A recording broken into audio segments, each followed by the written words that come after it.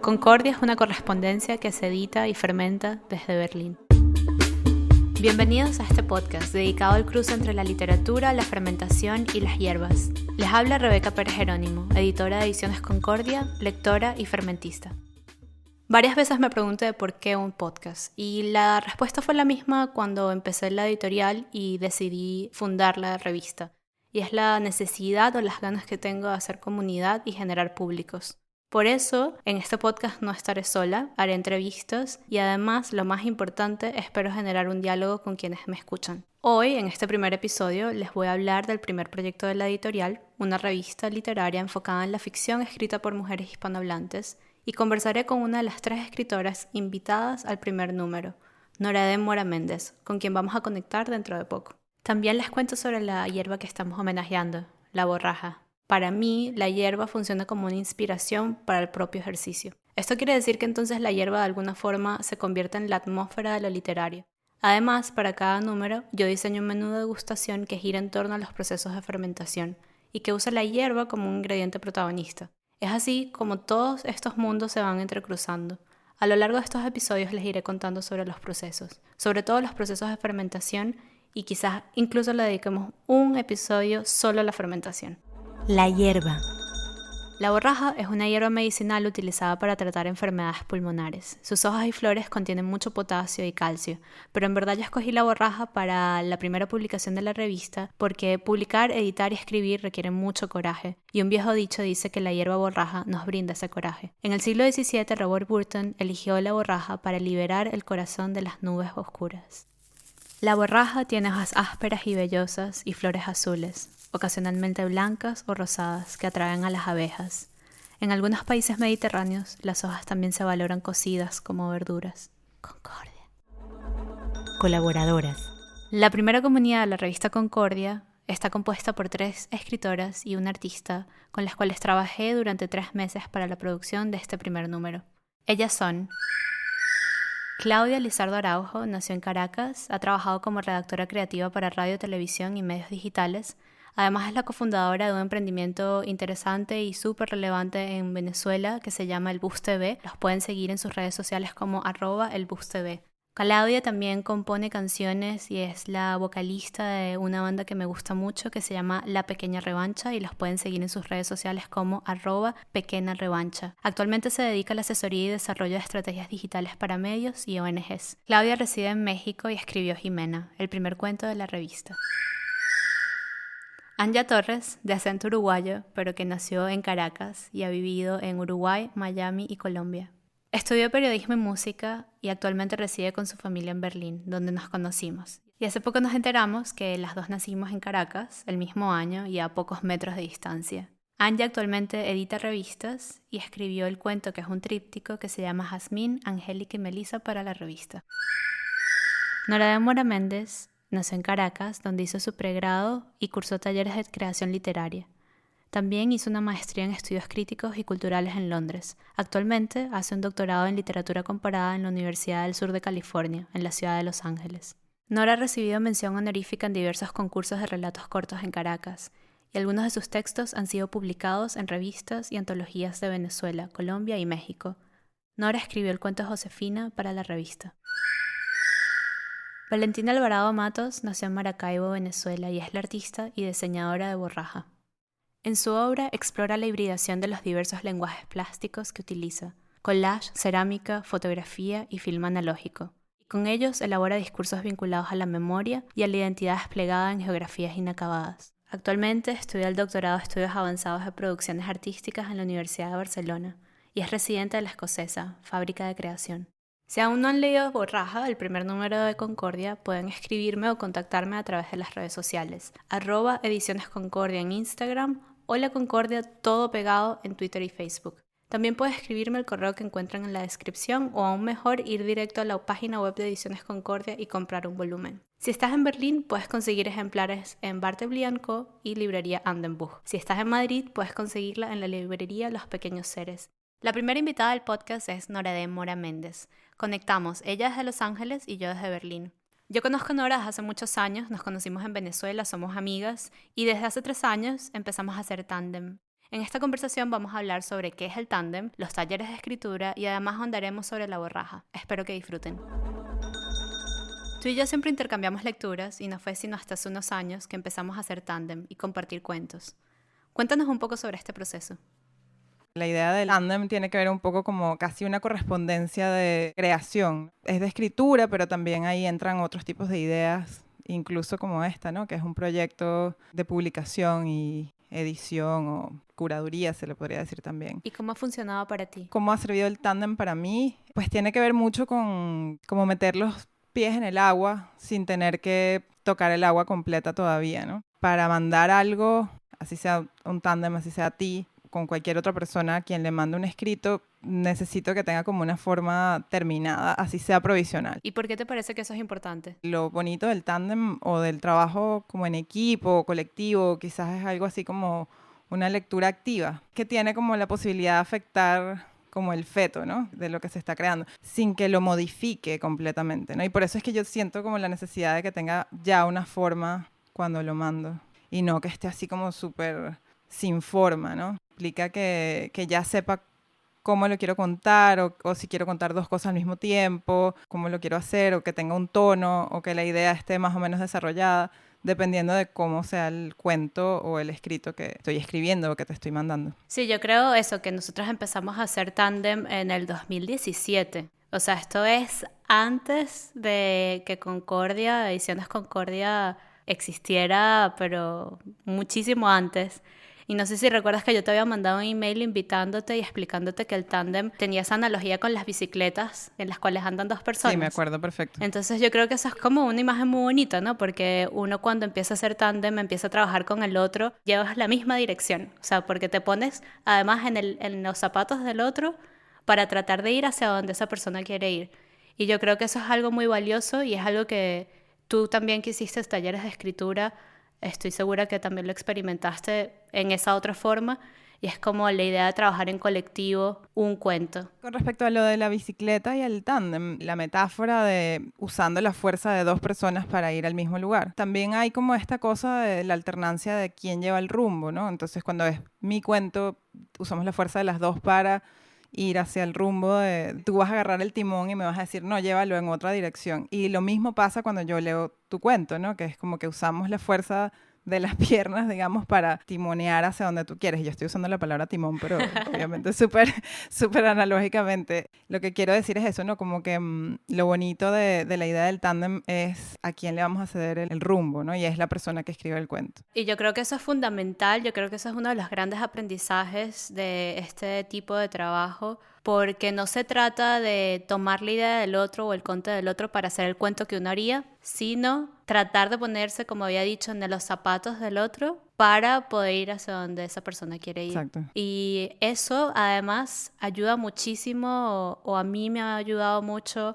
a trabajar la edición de cuentos de otras personas e incluso verme a mí misma como desde distintas perspectivas cuando estoy escribiendo mis propios cuentos, digamos. Yo creo que la diferencia entre la idea del tándem, como nosotros lo hicimos, y la del taller de escritura, es que en el tándem lo que hay es como un foco como más intensivo, más demorado también en esa intención de trabajar el cuento. Lo de la demora es lindo y además es como un tema que a mí me interesa mucho, como la idea de esperar casi que por el cuento, también esperar por la lectura del cuento. Es linda porque a veces no aparece cuando tú lo escribes, sino un tiempo después. Y lo que pienso del taller o la diferencia con el taller es precisamente en el tándem hay un histórico, ¿no? O sea, como Exacto. que ya hemos recorrido varias veces en esta bicicleta juntas distintos textos. Entonces es una lectora experta, digamos, en esto. Y eso puede ser algo positivo y algo negativo, porque, digamos, influenciada por mi propia escritura anterior, pero también es una persona que sabe qué cosas puedes hacer y qué cosas no estás muy dispuesta como a cambiar. Básicamente una labor de acompañamiento, ¿no? De comicidad, tiene que ver con la palabra borraja, ¿no? Es como acompañar al otro en el coraje de hacer lo que quiere hacer. Se supone que hasta ahí es donde quieres llegar, pues te acompaño y te digo, funciona, no funciona. En un taller es distinto porque las impresiones de todo el mundo pueden como generar una especie de caos momentáneo de tu escrito. Y ahí no, tú tienes que tomar la decisión de no voy a tomar en cuenta esto sí, pero digamos que más cosas como que afectan el escrito, ¿no? Y también es linda la experiencia de taller, pero es bien distinta. Estoy completamente de acuerdo contigo y para mí es muy especial tener esta conversación porque todo ese año de trabajo que hicimos de tándem previo a la publicación de Concordia o previo al inicio del proceso de la revista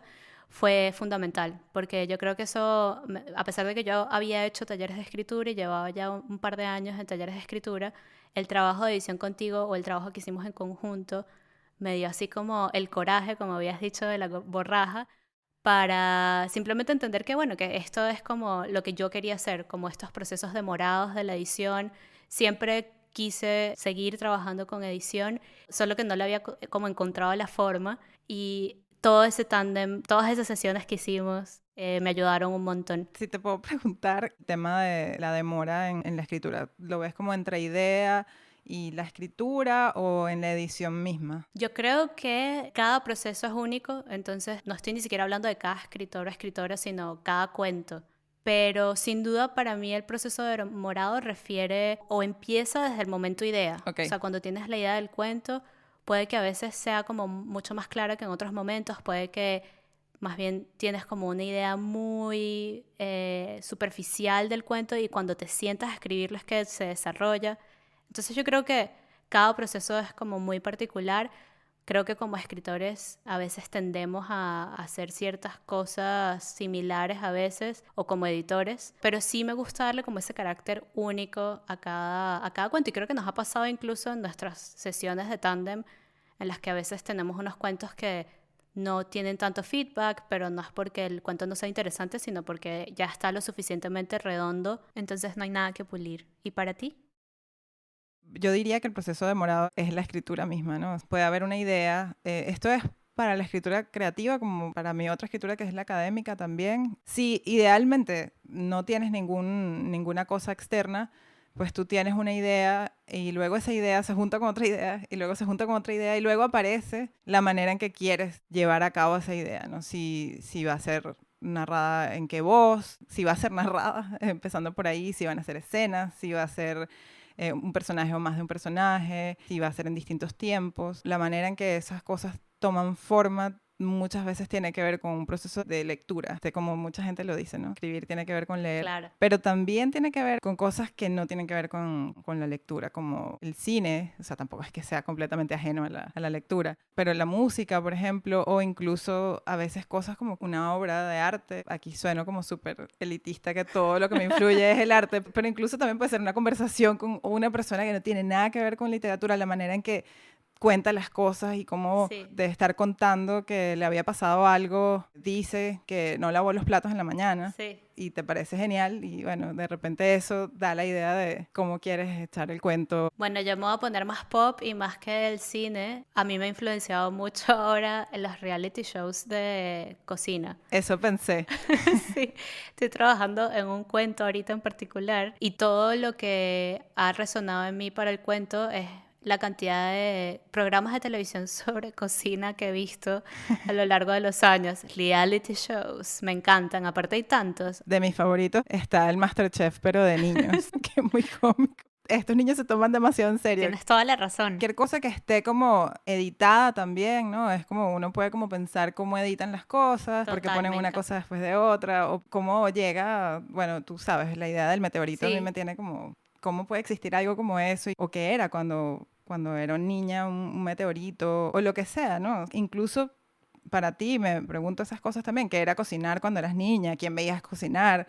Todas esas cosas me parecen como lindísimas y además que afectan un cuento sin que eso signifique que el cuento va a ser acerca de cocinar. Totalmente. ¿Sabes? No, sí, tengo un cuento que es sobre las neveras y es una oda a las neveras, casos de las mujeres de mi familia. Pasó por nuestro tándem. Sí, pasó por el tándem. Hay que arreglarlo, son de los primeros cuentos que escribí aquí en Berlín, así que necesitan reposar un poco más para ver si sobreviven el paso del tiempo. ¿Te pasa eso con tus cuentos? ¿Los has tenido que guardar ¿Y cuántos de esos han sobrevivido, si es que han sobrevivido? Claro que me pasa. A veces me pasa también que siento que un cuento está listo y no me lo creo y que no, déjame reposar. Muchas veces no sé cómo arreglarlo, pero sé que hay algo de ese cuento que todavía me gusta. Sobrevive, a veces no, a veces sobrevive la mitad del cuento. Párrafos, ideas, pero sí me pasa eso. Sí, eso yo creo que también es importantísimo, que a veces uno se enamora del cuento y el cuento simplemente no funciona. Y hay que hacer las paces con el hecho de que quizás te va a funcionar es agarrar un fragmento del cuento para otro cuento.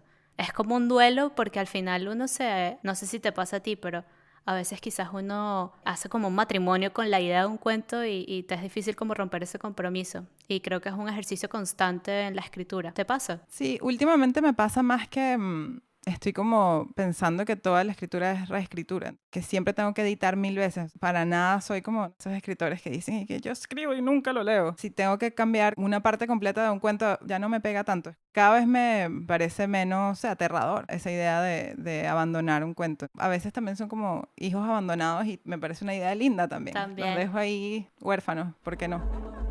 Pensando en el proceso de la escritura y lo que hemos conversado hasta ahora, yo te pedí que hicieras un ejercicio. El ejercicio era que tenías que escribir un cuento en el cual un personaje tuviera un protagonismo particular y además estaba toda la idea de borraja, del coraje de escribir, y el nombre del cuento tenía que tener el nombre del personaje. Yo creo que en principio cuando uno le dice a un escritor o escritora que vas a darle un ejercicio, las reacciones a veces son de susto, como puede sonar un poco restrictivo, y yo siempre trato de hacer los ejercicios lo más como amplios posible para que puedan las escritoras lanzar todas sus ideas. Quería preguntarte cómo te sentiste o cómo fue el proceso del personaje, que en tu caso era Josefina. La manera en que yo lo veo es que yo respondí a una convocatoria y por eso te preguntaría a ti qué significa convocar o qué piensas tú cuando piensas en convocar, pero te puedo explicar un poco qué fue lo que pensé inicialmente. Siempre tengo como un listado gigante de ideas. El ejercicio me vino como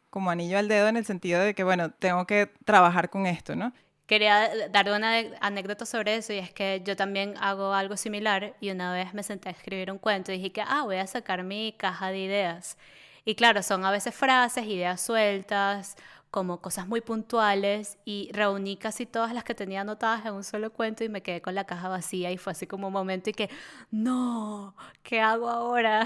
A veces el cuento es la acumulación de esas ideas y eso Sí. es válido. Yo tengo como una especie de buffer así de ideas en donde son como las actuales y unas viejas, ¿no? Y a veces tengo que ir al histórico de las viejas a borrar y que no, mira, estas ya no tienen sentido. Lo que pasó con el ejercicio es que tú dijiste, el título tiene que llevar el título de un personaje y luego tiene que Sí, haber como la construcción de un personaje o la exacto. descripción de un personaje, ¿no? De cuántas maneras podemos hablar de un personaje, qué significa que tenga un nombre. Todo eso se me mezcló bastante en la cabeza junto con esta listita de ideas o estas cosas que me rodeaban en la cabeza que tenía que ver justamente con los ruidos, con el encierro, cosas que todavía me rodean mis ideas de creación. Que quiero confesar aquí que esto es una idea que viene de un libro de Sadie Smith que ella editó, que es The Book of Other People, y ella convocó a un montón de escritores increíbles a hacer un ejercicio similar. Entonces a mí me encantó la idea, me pareció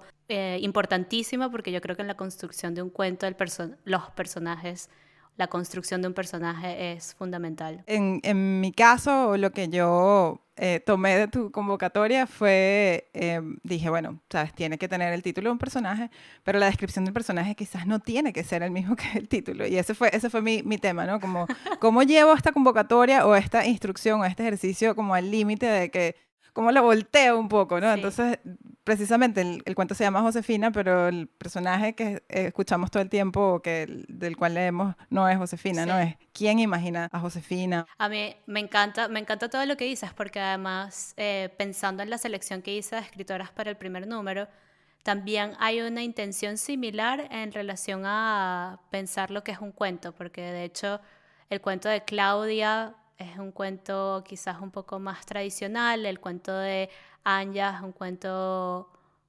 poema, y tu cuento está jugando todo el tiempo en el límite, y yo creo que por eso creo que las dos, o al menos yo lo pienso así, como estábamos tratando de siempre problematizar la idea del cuento, problematizar la idea del personaje, y en ese sentido me siento muy afín con el ejercicio que tú hiciste. Me pareció que era perfecto para, además, cerrar el número. Siento que, no sé si todo el mundo lo va a leer así o si nosotros estamos locas, pero espero que se entienda un poco también esa intención. Obviamente ese es uno de los riesgos del tándem y en general en la vida, ¿no? Sí. Con respecto a Concordia, el número de Borraja, yo siento que yo estoy como súper bien acompañada porque cada una de las escritoras hizo algo distinto. O sea, lo puedes llamar más tradicional o lo que quieras, pero tampoco siento que puedo decir que lo mío es no tradicional. Lo Sí, que es yo cierto. traté de hacer es jugar como con una ambigüedad del ejercicio y del personaje. No se sabe exactamente quién Completamente. es o qué es lo que está pasando, ¿no? Y tratar de ver si eso se puede escribir, si uno puede escribir cosas ambiguas. Sí. Eso es siempre una de mis preguntas. Tu cuento era como un cuento idea en el que eso se estaba problematizando mucho el tema del personaje. Sí, y el tema del cuento mismo, ¿no? Que es un cuento. Sí. En ese sentido, yo pensaría que el ejercicio funcionó súper bien, o la convocatoria, ¿no? Y por eso te preguntaría a ti, ¿por qué convocas, a quién convocas y cómo lo haces? La convocatoria es como el paso previo a la edición de la edición. Yo planteo un ejercicio o me imagino un ejercicio que puede funcionar en un cierto grupo de escritoras que ya todas las conocía y de hecho todas las personas que he convocado hasta ahora en la revista de alguna u otra forma he leído sus trabajos y eso es fundamental para mí. Es un proceso curatorial, es un proceso en el que me tomo muy en serio los enlaces, los diálogos que pueden existir entre los textos acabados, ya que conozco el trabajo de las personas a las que estoy convocando. Y sin duda es una de las partes más divertidas de Concordia Borraja en este caso, que fue el primero, fue mágico además. Yo sé que esa palabra es un poco trillada, pero de verdad es como esas cosas de la literatura que todo cae por su propio peso en el momento que tiene que caer, todo encaja. Creo que funcionó como un buen rompecabezas lo que surgió con Concordia Borraja y lo que espero que vaya a sentar un precedente en los próximos números. Sí, maravilloso. Sí, En general, sobre el ejercicio de si limita o no limita, es una provocación, ¿no? Y ahí para mí convocar y total. provocar van juntos, ¿no? Me encanta, sí, no lo había pensado y sí, estoy súper de acuerdo. Es como morder un anzuelo y tú decides cómo lo muerdes. Eso me gusta, ¿no? Como la idea de responder a provocaciones y más como tan bien elaboradas y como con una intención tan interesante. Ahora, morder un anzuelo o responder a una provocación requiere coraje. Total. Sin el coraje, ¿no? Sin la valentía de decir, bueno, ¿sabes qué? Lo voy a hacer y lo voy a hacer de esta manera. Pretendo o creo que voy a ser respetada y lo va a valorar alguien. Completamente. Y ahora que usaste esos dos verbos que me encantan porque provocar y morder, me hace pensar también en todo el trabajo que hay detrás, en mi intención de enlazar la fermentación con el proceso de edición. Uno cuando empieza un proceso o un experimento de fermentación, uno de alguna forma provoca un ambiente determinado para las culturas con las que, o los cultivos con los que está trabajando. Pero el resultado es impredecible y siempre es único. Y es lo que yo siempre he dicho de este proceso de Concordia. Es que yo les voy a dar este ejercicio, pero ese ejercicio se va a comportar de una forma distinta de acuerdo a cada escritora.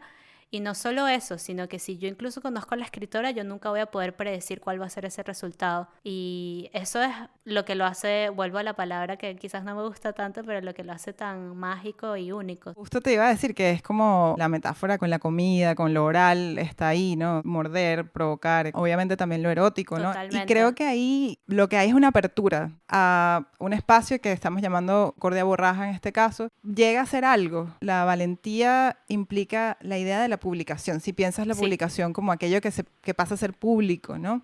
Y pasa a ser leído por otra gente. Y como decías tú hace unos minutos, decías, yo no sé si tú y yo estamos locas Sí. y los demás lo van a leer así. Podría ser o a lo mejor no. Bueno, y uno sabe como lectora que uno lee un texto y es distinto cuando lo lees hoy en la mañana, incluso si lo lees hoy en la Claro, noche. claro, Siempre claro. va a cambiar. Uno podría pensar que un tándem podría ser algo eterno, pero el tándem tiene resultados. Sí. Finalmente llegamos a lugares y una de las paradas es la publicación. Otra cosa que pensaría yo acerca de la borraja específicamente es como la valentía de publicar en un Sí. espacio que está hiperpoblado, ¿no? Las publicaciones están ya dadas. ¿Cómo te atreves a Sí. entrar en un espacio donde ya hay publicaciones, ¿no? ¿Qué significa esto? ¿Qué significa este Claro. lugar? Y es que por eso borraja era la hierba que tenía que inaugurar el proyecto. La borraja refiere al coraje y la borraja ayuda con la melancolía que a veces te puede dar de un momento en el que eres muy vulnerable, ¿no? Y entonces en ese sentido, sin duda alguna, fue una hierba que ayudó no solo, exacto, a dar la atmósfera para el proceso de la escritura,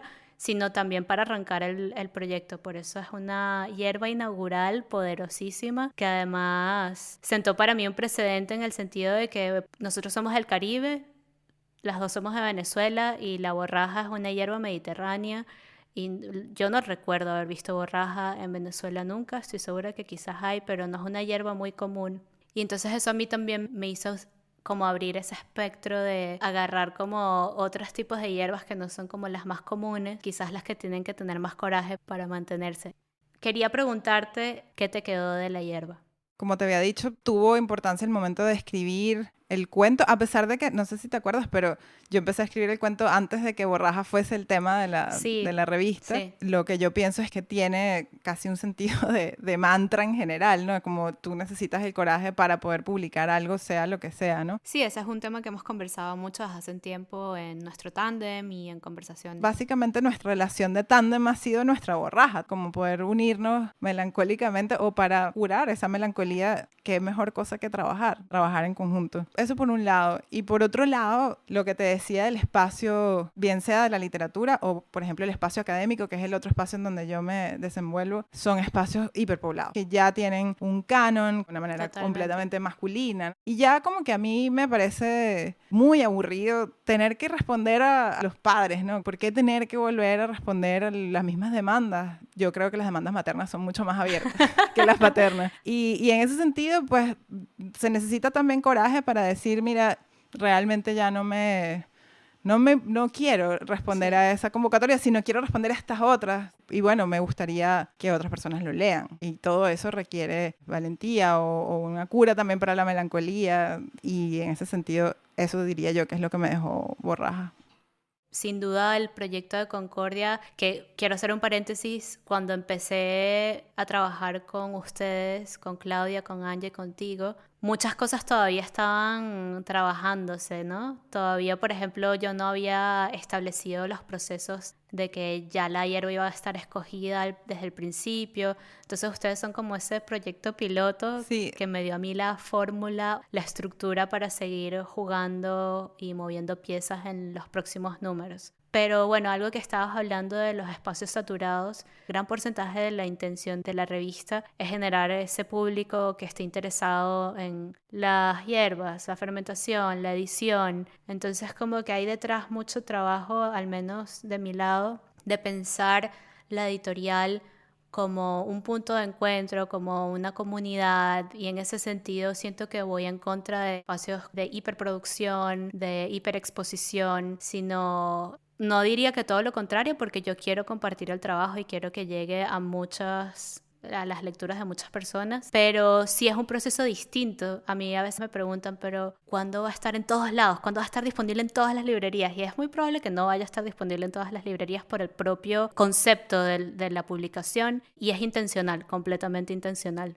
En ese sentido, me parece súper relevante lo que estás diciendo, y sin duda, como dije antes, la Borraja me dio el coraje para tomar una decisión que es una decisión editorial muy particular también. Como si introdujeras una demora en el mundo hiperacelerado. Y esa es como esta burbujita que metemos aquí en donde van los textos a su tiempo, porque también podemos hablar del tiempo, del tempo casi de los cuentos, ¿no? Total. Tienen distintas aceleraciones, tienen distintos ritmos y también el ritmo de trabajo. Tú estás trabajando con mujeres que trabajan de distintas maneras y obviamente no podemos obviar el hecho de que son puras escritoras también. Sí. Es un tema que también genera un interés en particular. Sí. Y yo diría que en ese sentido lo brutal de esto es hacerlo en el tiempo que el trabajo mismo lo amerite. No es quizás un trabajo extensivo, sino un trabajo intensivo, y eso se ve en el resultado de este tipo de procesos, yo creo. Me encanta que cerremos esta conversación hablando tan a fondo de Borraja. Es increíble porque es parte fundamental de este episodio. Y para cerrar, quería preguntarte cuáles son los libros que tienes en tu mesa en este momento. ¿Qué recomendaciones nos tienes por allí guardadas? Tengo a Wayne Koestemoun, el Figure It Out, que es el último Eso me libro gusta. que sacó. Albertine Workout, de Anne Carson. Increíble, Anne Carson. Tengo a Walter Benjamin, que siempre lo tengo, el libro de los pasajes, pero está sosteniendo en este instante el micrófono, no te lo puedo mostrar. Como debe ser, porque es un libraco. Tengo así que- La noche llama la noche de Victoria también. Victoria Stefano. Citizen de Claudia Rankine. Y tengo más, pero creo que Bien. sería mucho decir. Tengo una edición de Gertrude Stein que compré porque quería nada más un libro, pero conseguí una edición de compilados de 1903 a 1932. Creo que es, o sea, increíble. Y la tengo aquí así como que quiero dedicarme a ella. ¿Qué estás haciendo? ¿Estás saltando de libro en libro? Bueno, tienes poesía, ensayo y tienes ficción, tienes el triángulo. Sí, siempre salto entre todos los textos, y si me preguntas como que cuántos libros me leo a la semana, es así como que mejor pregúntame al año y se balancean, porque siempre en una semana estoy leyendo mucho más de un libro, ¿no? Y puede pasar que un día de verdad lea un pedazo a uno y puede pasar que un día me dedique nada más a uno solo. Yo creo que soy igual que tú y no sé si, bueno, yo estudié literatura y cuando estudias literatura que estás viendo distintos seminarios y cursos, te toca leer Don Quijote en paralelo con la Ilíada, en paralelo con Rilke, entonces, al menos en mi escuela era Hacer así. un doctorado es más o menos lo mismo, así que... O al menos quizás el sí. ritual, no sé si sería un ritual. Yo creo que sí sería un ritual, podría ser, ¿no? De lectura. Sí, depende de lo que te provoque o cómo quedaste de la noche anterior, que quedaste como un poco como, oye, quiero más de esto, yo puedo como saltar entre una cosa y otra. Pero obviamente hay unas demandas reales de la afuera, como hacer un doctorado, yo tengo que leer cosas obligatoriamente a veces porque tengo como un interés, eso me pasa mucho, ¿no? Que leo bastante teoría y de la teoría también llegan muchas ideas de ficción.